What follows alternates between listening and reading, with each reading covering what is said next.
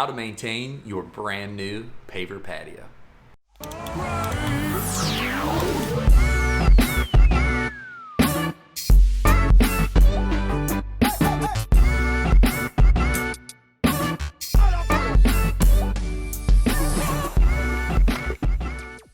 Hi everyone, I'm Jacob, the owner of Scooters Lawn Care, and my channel helps professionals deliver and clients experience a luxurious everyday life through property transformations. Today we're talking about how to maintain your brand new Paver Patio. This is something I get asked on every estimate I go out, every time we talk about pavers.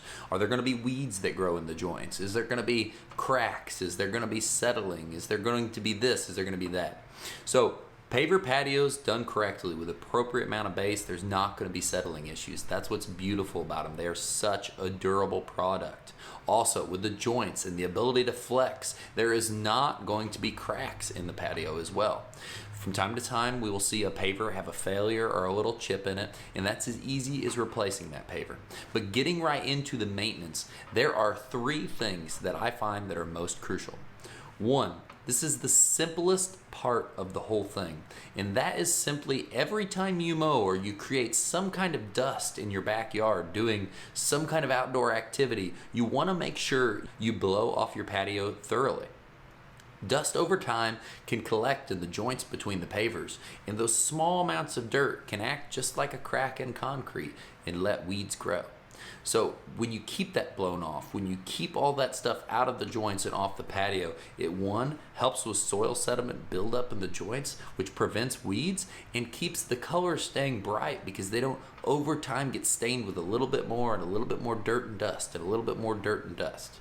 Number two is yearly doing some kind of scrub with detergent and water, or potentially even using a surface washer on a pressure washer. Now this type of cleaning you have to be careful with, and you have to know what you're doing it, but it can have great results when done properly.